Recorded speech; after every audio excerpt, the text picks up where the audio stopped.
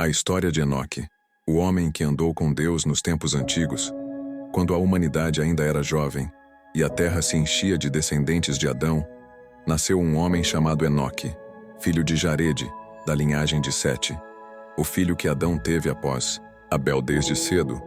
Enoque se destacava entre os homens de sua geração. Enquanto muitos se perdiam em ambições e violência, Enoque buscava o Criador com um coração puro e constante.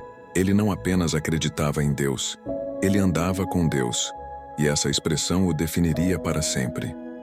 O chamado de Enoque viveu num tempo em que a corrupção começava a se espalhar entre os homens.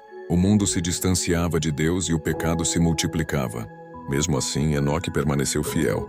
Ele ouvia a voz do Senhor e falava com ele em meio à natureza, nas montanhas e nos vales silenciosos. Deus viu sua fidelidade e revelou a Enoque mistérios celestiais. Dizem que anjos desciam para conversar com ele, e o Espírito de Deus o conduzia a visões sobre o futuro, sobre o juízo, sobre a vinda de um Salvador e sobre a recompensa dos justos. Foi Enoque quem profetizou dizendo: Eis que o Senhor vem com milhares de seus santos para julgar a terra. Judas 1:14-15. O nascimento de Matusalém.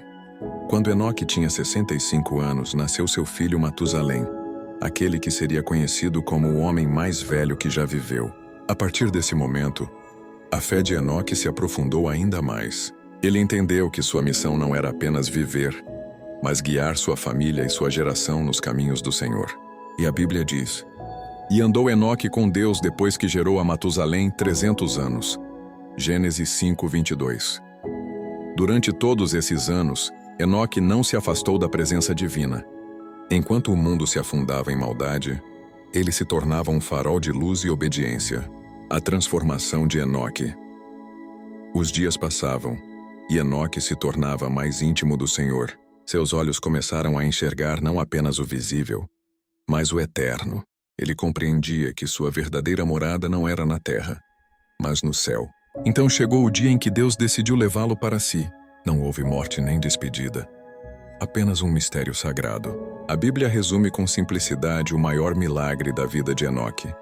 E andou Enoque com Deus, e não apareceu mais, porque Deus para si o tomou. Gênesis 5:24. Imagine o momento. Enoque caminhava, conversando com o Senhor, como sempre fazia. Mas dessa vez, seus passos deixaram de tocar o chão. Ele foi elevado em glória, arrebatado aos céus, sem conhecer a morte.